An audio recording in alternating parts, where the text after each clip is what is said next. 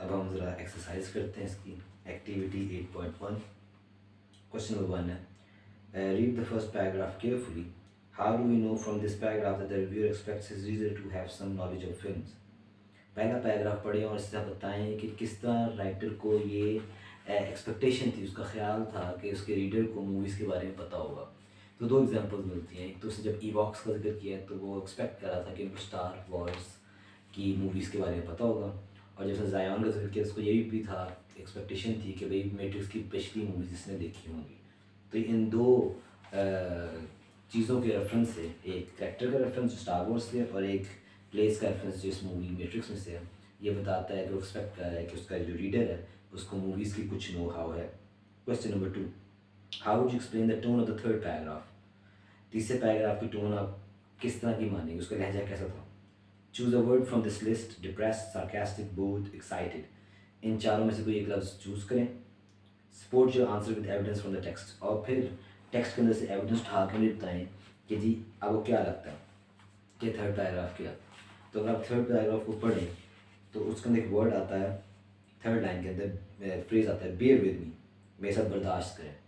ये इस बात को बताता है कि भाई वो बोर्ड है, वो कह रहा है कि मूवी बहुत बोरिंग थी, उसका ये मूड नज़र आ रहा है, उसकी टोन ऐसी है, वो बोर्ड है, और बेयर विद मी इस बात की निशानी है। उसके अलावा इस थर्ड पैराग्राफ के आखिर में जो वर्ड है अहम, ये सार्केज़म को शो करता है, तो उसकी टोन सार्केस्टिक थी। ठीक हो गया। Question number 3, explain the use and meaning of the word psychobabble in paragraph 4। जैसे कि मैंने पिछले लेक्चर में बताया था, साइकोबैबल का मुराद क्या है कि बैबल कहते हैं फजूल बात को, बकवास को, literally that doesn't make any sense something. तो और साइको वर्ड निकला साइकोलॉजिकल से, तो ऐसी बात, ऐसी गुफ्तगू जो साइकोलॉजिकल लेवल पे भी यानी यूज़ में साइकोलॉजी की है, ठीक है, अपने साइकोलॉजी झाड़े हैं, but it doesn't make any sense, it is a confused conversation that is being conversed here. ठीक है। अगला question, question number 4, how does the word jump started in paragraph 6 line 29 affect the reader. जो ये word है jump started, ये क्या affect डालता है जो कि पैराग्राफ 6 के अंदर है। अगर आपको याद मैंने बताया था कि जंप स्टार्ट का बेसिकली मकसद क्या होता है, जो हम कहते हैं कि एक गाड़ी बंद हुई दूसरी गाड़ी के साथ उसको करीब करके जब तारों से जोड़ते हैं इंजन की बैटरी को, तो फिर वो एकदम स्टार्ट हो जाती है, तो इसे कहते हैं जंप स्टार्ट किया गया। तो ये बेसिकली क्या इफेक्ट डाल रहा है, ये एक तरह से सार्केस्टिक हो रहा है, ये मजाक उड़ा रहा है कि वो जो शिप्स हैं बड़ी फ्यूचरिस्टिक और बड़ी एडवांस टेक्नोलॉजी है वो बंद हो गई है, और उसको किस तरह ठीक करें, जंप स्टार्ट करके तारे जोड़ के। तो it seems very ridiculous, it seems very stupid that such advanced vehicles, such advanced ships, they are made corrected by using wires. Okay, okay. Question number 5. Why does the reviewer use brackets for some of his comments in the review? Brackets का इस्तेमाल क्यों किया गया review के अंदर? Basically जगह जगह पे राइटर ने ब्रैकेट्स का इस्तेमाल इसलिए किए ये बताने के लिए कि भाई जब वो अपनी पर्सनल थाट्स जो है ना मूवी से हट के जब आपको रीडर को बता रहा है तो फिर वो ब्रैकेट्स का यूज़ कर रहा है। ड्रामा के अंदर जब हम थिएटर की बात करते हैं तो 4 वॉल्स की बात होती है। लेट सपोज अगर आप इसी वक्त इस वीडियो को देखें तो इस सिनेरियो के अंदर पहली वॉल ये है जो मेरी बैक पे है, ये सेकंड वॉल है जो राइट पे है, जो लेफ़्ट पे है ये थर्ड वॉल है, और जो सामने है ये फोर्थ वॉल है। नॉर्मल सिचुएशन में क्या होगा कि मैं इस तरह एक ये मूवी चल रही है, लेट्स सपोज मूवी का सीन है, मैं किसी करेक्टर से बातें कर रहा हूँ, उस बातों के दौरान जो है मैं इस फोर वॉल्स के अंदर रह रहा हूँ, इससे बाहर नहीं जा रहा। लेकिन अगर इस करेक्टर से बात करते करते एकदम मैं व्यूअर की तरफ मुतवज्जो होता हूँ और आप लोगों से बात करना शुरू करते हो जिस तरह मैं भी कर रहा हूँ, इसका मतलब मैं फोर्थ वॉल को ब्रेक कर रहा हूँ। इन द सेम मैनर जब आपको कहानी पढ़ रहे होते हैं तो उस कहानी की सेटिंग के अंदर सारी बात हो रही होती है, लेकिन अगर उस कहानी के दौरान मैं बात करते हुए यानी उस लिखते हुए डायरेक्ट रीडर से बात करना शुरू कर दूँ तो ये मतलब फोर्थ वॉल में ब्रेक कर रहा हूँ। और ये उसने किया जब ये बिल्कुल पर्सनल हो गया रीडर के साथ, उसे डायरेक्ट हो गया, तो फिर उसने ये काम किया, ब्रैकेट्स का इस्तेमाल किया। Question number 6, explain the phrases a प्रीची talking movie, line 63 and 64 and an old fashioned action flick, line 64।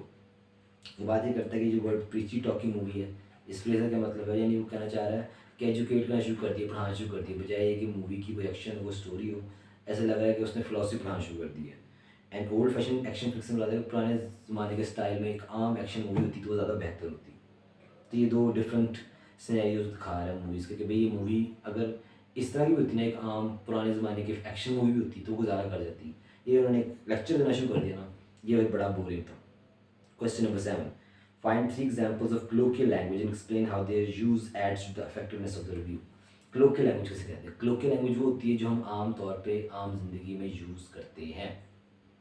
For example मैं दूसरा एग्जांपल देता हूँ। आप एक घर कोई मेहमान आता है, लेट्स सपोज, और आम हालात में क्या होगा कि जी आप कहेंगे जी आ जाए जी, अंदर आए, बैठें, तशरीफ़ रखें, मैक्सिमम आप ये बोल देंगे, और क्या खाएं पिएंगे, आपके लिए पानी लेके आऊँ, सिंपल। ये आपकी सिंपल लैंग्वेज है, ये colloquial लैंग्वेज है। colloquial कहते हैं जो आम तौर पे यूज़ होती है। ऑन द अदर हैंड किताब में कोई नावल लिखा होता है उर्दू में, तो उसमें ये सीन किस तरह पेश किया जाता? खुश आमदीद, खुश आमदीद, आप हमारे गरीब खाने तशरीफ़ लेके आए, बराजमान हो जाइए, आप क्या तनावल फरमाएंगे, क्या पिएंगे। अब ये वो ज़बान है कि उर्दू के पॉइंट ऑफ व्यू से ग्रामेटिकली आप गलत नहीं बोल रहे हैं, लेकिन क्या आप आम जिंदगी में इस लैंग्वेज का इस्तेमाल करते हैं? नहीं करते। ये जो एक किताबों में लैंग्वेज होती है लिटरेरी लैंग्वेज, जो हम आम जिंदगी में बोलते हैं colloquial लैंग्वेज। तो उन्होंने कहा कि 3 एग्जाम्पल्स उठाएं colloquial लैंग्वेज की। अगर आप इस पैसेज को देखें तो आपको मल्टीपल एग्जाम्पल्स मिलेगी। जैसे कि 3rd पैराग्राफ के अंदर उसने कहा बियर विद मी, ये बड़ा colloquial अंदाज है, मेरे साथ बर्दाश्त करें आप, ठीक है। फिर अहम वाला जो जिसने अहम अहम किया है 3rd पैराग्राफ के एंड पे, वो भी colloquial है, ठीक है। फिर 4th पैराग्राफ के अंदर जो 3rd लाइन है ब्रैकेट के अंदर, दिस गाय गेट्स अराउंड, ये भी colloquial है, आम जिंदगी की ज़बान है, ठीक है। और वे द यूजुअल साइकोबैबल इंस्यूज, साइकोबैबल भी बड़ा colloquial सा वर्ड है, आम जिंदगी का वर्ड है, ठीक है। तो इस तरह क्या आपको मल्टीपल एग्जांपल्स मिल जाएंगी जो बताएंगे भाई ये बड़ा colloquial है, ठीक हो गया। एक्टिविटी 8.2 में उन्होंने कहा है कि राइटिंग अ समरी, समरी लिखें 150 वर्ड्स की। और आपने इस बात ध्यान रखना, 2 चीज़ों का ध्यान रखने का, एक तो ये कि आप कोई इंपॉर्टेंट जो पॉइंट है उसको मिस ना करें, तमाम पॉइंट्स को मेंशन करें। और उसके अलावा आपने इसका मूड जो है ना समरी के अंदर बरकरार रखना। तो जिस मूड में बात है, इसका मूड क्या है? सार्केस्टिक है, तो आपकी समरी भी थोड़ी सी सार्केस्टिक ही होनी चाहिए। बाकी समरी का तरीका मैंने आपको पहले एक्सप्लेन किया कि किस तरह आप हर एक पैसेज के हर एक पैराग्राफ से एक लाइन उठा, यानी एक मेजर पॉइंट निकालें, उसकी एक सेंटेंस बनाएं, फिर सारे सेंटेंसेस जोड़ के और कंटिन्यूस पैटर्न में उसका आप समरी बना लें। ये दो की एक्टिविटी दोनों पहले पैसेज की। अब हम पढ़ते हैं सेकंड पैसेज, ठीक है। उससे पहले एक आती है activity 8.3, read the headline and explain what the article might be about. पहले आप सिर्फ हेडलाइन पढ़ें इस आर्टिकल की और फिर बताएं कि ये किसके बारे में होगा। हेडलाइन है boy do fathers make a difference. हाय, वालिद भी या बाप भी कितना फ़र्क डालता है ज़िंदगी में। ये किसके बारे में होगा? मेरे ख्याल से जो मैंने अभी तक पढ़ा है, मुझे ये लग रहा है कि ये बताना चाह रहा है इस आर्टिकल में बाप की अजमत की बात हो रही है शायद, ठीक है।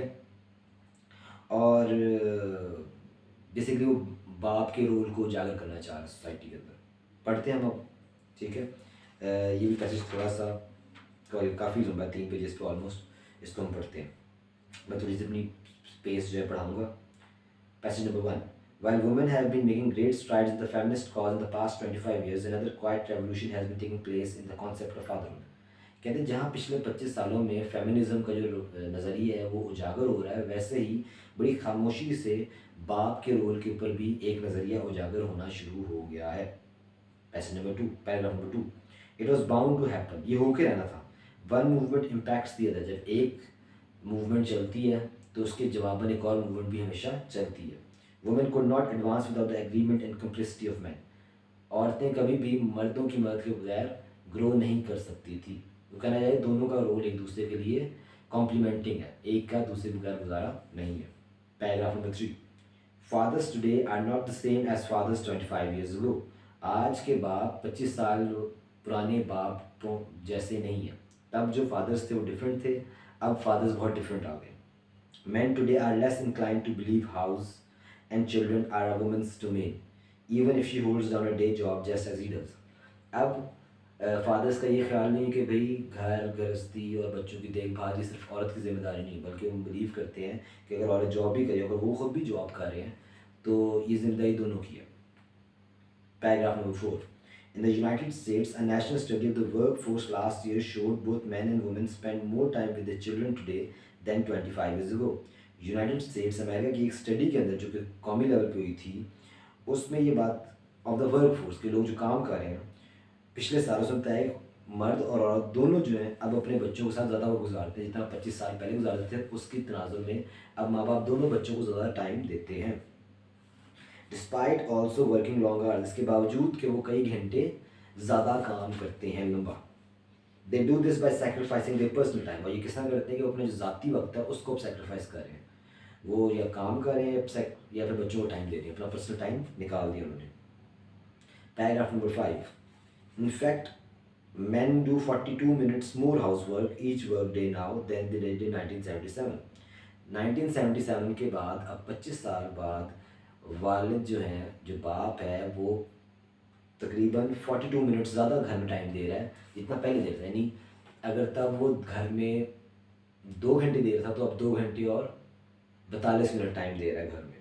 Women do correspondingly less, though most of it still falls on them of course. और इसके जवाब में औरतें पिछले वक्त से कम टाइम दे रही हैं घर में, लेकिन अभी भी उनका बहुत ज़्यादा मेहनत मेजर पोर्शन जो है उन्हीं का होता है। लेकिन अगर हम कंपेयर करें 25 साल पहले से, तो उनकी घर में मेहनत का टाइम बहुत कम हो गया। It would be interesting to see what results a similar study in Singapore would produce. कहते हैं ये बड़ा ही इंटरेस्टिंग होगा अगर हम देखें कि यही स्टडी अगर सिंगापुर में की जाए तो वहाँ पे क्या हालात हैं। आई suspect things would have moved a little more slowly here. मेरा ख्याल है कि यहाँ भी फ़र्क आया होगा, लेकिन यहाँ पे फ़र्क बड़ा स्लो आया होगा, इतना ज़्यादा डिफरेंस नहीं आया होगा। Paragraph number 6. Two stories about mothers going to jail recently got me thinking about fathers and how important they are. मैंने 2 कहानियाँ पढ़ी जिसमें पता चला कि किस तरह 2 माएँ जो थी वो जेल चली गई, और मुझे सोच में आना शुरू कि वालिद का कितना इम्पोर्टेंट रोल है लाइफ में। Paragraph number 7. One woman was jailed 8 months for hitting her teenage daughter in the face twice. एक औरत को 8 महीने की जेल हो गई क्योंकि उसने अपनी नौजवान बेटी को 2 दफ़ा मुंह पे मारा था। Another faces jail for harboring an illegal immigrant, और दूसरी को इसलिए जेल हुई है क्योंकि उसने एक गैर कानूनी गैर मुल्की शख्स को जो है अपने घर में रखा हुआ था। इलीगल गैर कानूनी इमिग्रेंट जो दूसरे मुल्क से आया हो, उस हार्बरिंग छुपाया हुआ था, सेफ हेवन दी हुई थी उसको। She is pleading to serve out her sentence at home. वो ये प्लीड कर रही है, वो इस बात दरख्वास्त कर रही है कि उसको जेल टाइम जो है घर में गुजारने दे जाए, so she can care for her severely disabled child, ताकि वो अपने माजूर बच्चे की देखभाल कर सके। सिवियरली शदीद डिसेबल्ड माजूर, ठीक हो गया। Paragraph number 8. Every now and then the media report about women who go over the edge. कहता हर आए रोज़ मीडिया के अंदर खबर आती है उन औरतों के बारे में, गो ओवर द एज, जो अपनी हदूद से बढ़ जाती है, बेसिकली जो अपनी हदूद पार कर जाती है। वन पुश्ड हर डॉटर डाउन अ रबिश शूट, एक अपनी बेटी को कूड़ेदान का, जो बेसिकली हमारे यहाँ वो कॉन्सेप्ट नहीं है, लेकिन अमेरिका वगैरह जो एडवांस स्टेट्स हैं वहाँ पे फ्लैट्स का सिस्टम है। हर फ्लैट की फ्लोर पे एक साइड खिड़की सी बनी होती है जिसको यूँ ढक्कन उठाओ तो उसमें आप कूड़ा फेंक देते हो, पूरी बिल्डिंग से नीचे होके नीचे डस्टबिन जाकर गिर जाता है। कहते हैं एक औरत ने अपनी बच्ची को वहाँ से धक्का दे दिया। There are those who take out their frustrations on their maids, और फिर वो भी औरतें हैं जो अपनी नौकरानी पे गुस्सा निकालती हैं। अभी औरतों का एक नेगेटिव पहलू शो कर रहा। Paragraph number 9. On the face of it, these women seem like monsters who should rightly be punished. अगर हम सामने ज़ाहिरी तौर पे देखें तो लगता है कि ये औरतें तो मॉन्स्टर्स से, कोई जिन से कम नहीं है और इनको सख्त सज़ा मिलनी चाहिए।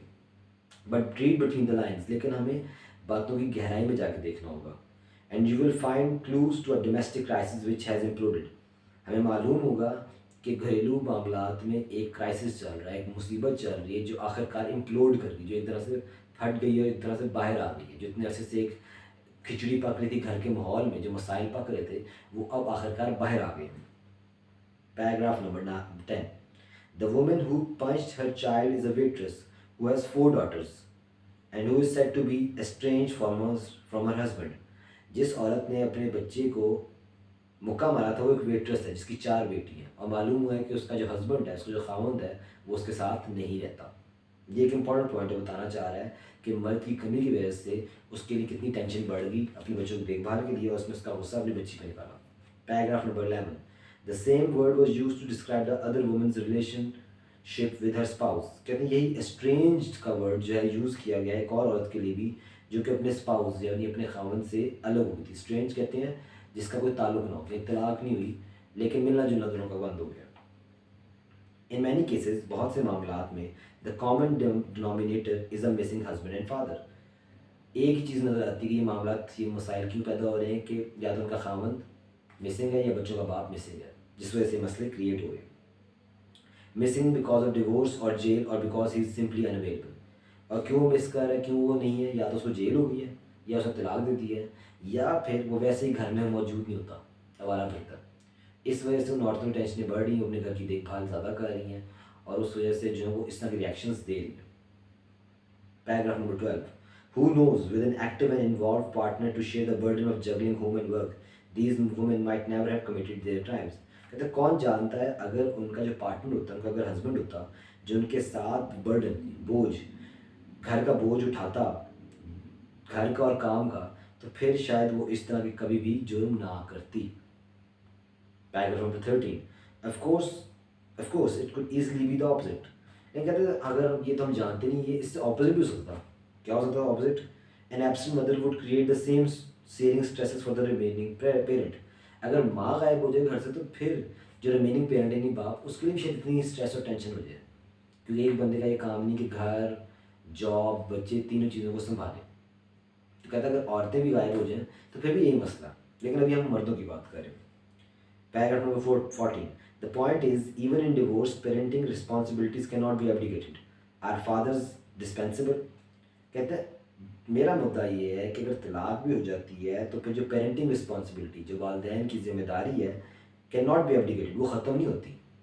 तलाक हुई मियाँ बीवी में, बच्चों के साथ नहीं हुई, दोनों की बच्चों की तरफ जो जिम्मेदारी है वो दोनों को पूरी करनी चाहिए। Are fathers dispensable? क्या हम समझते हैं कि फादर्स नहीं भी होगा तो घर चल जाएगा?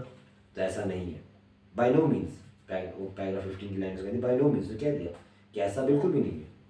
सम studies in the US and Canada in the 1990s suggest the absence of a father is the key predictor of juvenile delinquency। USA और कनाडा की एक 1990s की स्टडी है जिसमें ये बात की गई है कि जब बाप घर से गायब होता है तो क्या होता है, जुवेनाइल डिलिंक्वेंसी होता है। जुवेनाइल कहते हैं नौजवान, under age, below the age of 18, जो टीन्स में हो। और डिलिंक्वेंसी कहते हैं जब कोई टीनेजर को क्राइम करता है ना, तो उसको हम कहते हैं क्राइम, उसको कहते हैं डिवियंस, जब वो क्राइम करता है। और जब वो कोई ऐसा काम करते हो जैसे इलीगल नहीं है कानूनी तौर पे, लेकिन वो मुनासिब चीज़ नहीं है, बुरी चीज़ है। फॉर एग्जांपल मैं कहता हूँ एक बच्चा है, वो हमसायों की जाके बैल को तोड़ देता पत्थर मार के, ये क्या है, जुर्म है। लेकिन इसको हम क्राइम नहीं कहेंगे, इसको हम क्या कहेंगे, डिवियंस कहेंगे, क्योंकि क्रिमिनल बिहेवियर शो कर। लेकिन वो बच्चा है, वो सीख रहा है, तो उसको हम क्राइम नहीं कहते, उसको हम डिवियंस कहते हैं।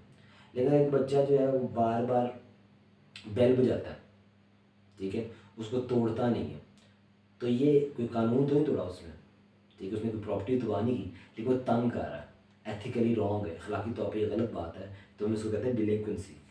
तो इसको इस तरह समझने के नौजवानों में जो शरारतें हैं, जो मिसबिहेवियर है, उसकी वजह ये है कि यूएस और कनाडा की रिसर्च के मुताबिक कि वालिद की, बाप की absence. Paragraph number 17, one study of 6,400 boys tracked over a 20-year period showed that boys raised outside of intact marriages are on average more than twice as likely as other boys to end up jailed। कहते हैं 6,400 boys की study की गई 20 सालों तक, और इससे मालूम हुआ कि जो लड़के इंटैक्ट मैरिजेस से बाहर हुए हैं, यानी अगर तो इंटैक्ट मैरिजेस बरकरार हैं, उन बच्चों के रवैये और हैं, लेकिन जो बच्चे जिनकी वालदैन में अलहदगी हो गई थी, boys raised outside intact marriages on average more than twice likely as other boys to end up jailed, कि उनके जेल जाने के चांसेस दोगुने हो जाते हैं, जिनका एक जो फैमिली स्ट्रक्चर है वो ब्रेक हो चुका है, उनके वालदैन के आपस में अलहदगी है। Even after controlling for other demographic factors, अगर हम बकाया डेमोग्राफी कहते हैं पॉपुलेशन से रिलेटेड, तमाम वेरिएबल्स को हम कंट्रोल भी कर लें, अगर सिर्फ इन दोनों चीज़ों को देखें तो फिर ये हमें नज़र आता है कि वो जेल में ज़्यादा जाते हैं। Paragraph number 18, father more than mothers appear to be the key. हमें मालूम होता है कि बाप जो है माँ से ज़्यादा इंपॉर्टेंट है। Boys from single father homes did not exhibit increase risk. वो लड़के जो सिर्फ बाप के साथ रहते थे, जिनकी माँ नहीं थी, उन्होंने इतना ज़्यादा क्राइम का तरफ रुझान शो नहीं किया स्टडीज़ में। Paragraph number 19, another study done in Canada of 23,000 school children showed that children from rich single mother homes were more likely to have emotional and learning problems at school than children from poor homes with two parents. कहते हैं Canada के अंदर एक और study जिसमें 23,000 school जाने वाले बच्चों को स्टडी किया गया कि उन्होंने देखा कि जो बच्चे जिनकी माएँ थी, सिर्फ बाप नहीं था लेकिन माँ बहुत अमीर थी, वो पढ़ाई में कमज़ोर थे। ऑन द अदर हैंड वो बच्चे जिनके वालिदैन दोनों थे लेकिन वो गरीब थे, वो पढ़ाई में बेहतर थे। यानी पैसा इतना इम्पॉर्टेंट फैक्टर नहीं है बच्चे की ग्रोथ में एज एजुकेशनल और मेंटल एबिलिटी में, बल्कि ज़्यादा फैक्टर क्या चीज़ है, पेरेंट्स का होना या ना होना, ख़ास तौर पे फादर की absence. Paragraph number 20, this does not mean women are failure without man और bad marriages should be maintained at all cost. कहता है इसका मतलब ये मैं नहीं कह रहा कि बग़ैर मर्द की औरतें जो हैं वो नाकाम है। कहता है ऐसी बिल्कुल ही बात नहीं। ना मैं ये कह रहा हूँ कि जो बुरी और मैरिजेज़ हैं, जो ख़राब शादी हैं, उनको बरकरार रखना चाहिए हालात को। कहता मैं ये भी नहीं कह रहा। Rather, paragraph number 21, rather the studies suggest the critical and the critically different role of fathers, perhaps more crucially for sons. कहता बल्कि स्टडीज हमें ये मालूम होता है एक इम्पॉर्टेंट फैक्टर कि फादर्स का बड़ा डिफरेंट रोल है, ख़ास तौर पे बेटों के लिए। No matter what the relationship with their spouse, उनका अपनी बीवियों के साथ जो मर्जी ताल्लुक हो, लेकिन अगर उनका अपने बेटे के साथ अच्छा ताल्लुक है तो बड़ा एक डिफरेंट मैटर बनता है। It is heartening that fathers are changing with the times. कहते हैं दिल को छू देने वाली बात है कि बाप वक्त के साथ बदल रहे हैं और have change forced upon them, या फिर जो हालात का तब्दीली है उसने उनको ज़बरदस्ती चेंज कर दिया, या तो खुद चेंज हो रहे हैं या हालात में वो चेंज करती है, जो भी रीज़न है।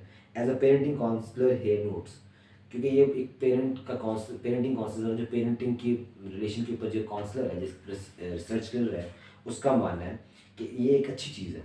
ठीक है, ये ज़रूरी नहीं कि वो खुद बदले, बल्कि हालात ने उनको बदल दिया। Paragraph number 22, but it will take more than a few good man to spread the word. लेकिन चंद अच्छे मर्द होने से ये माशरा ठीक नहीं होगा। स्प्रेड द वर्ड, ये बात फैलेगी नहीं। Can companies accept their male workers from the rank and file up to the chief executive officer are also fathers with obligations to their families. क्या अच्छी कंपनीज ऐसे मर्दों को अपना CEO, चीफ एग्जीक्यूटिव ऑफिसर बनाएंगी जिनके घर में भी बड़ा इंपॉर्टेंट रोल है, अपने उन्हें बच्चों को भी टाइम देना है?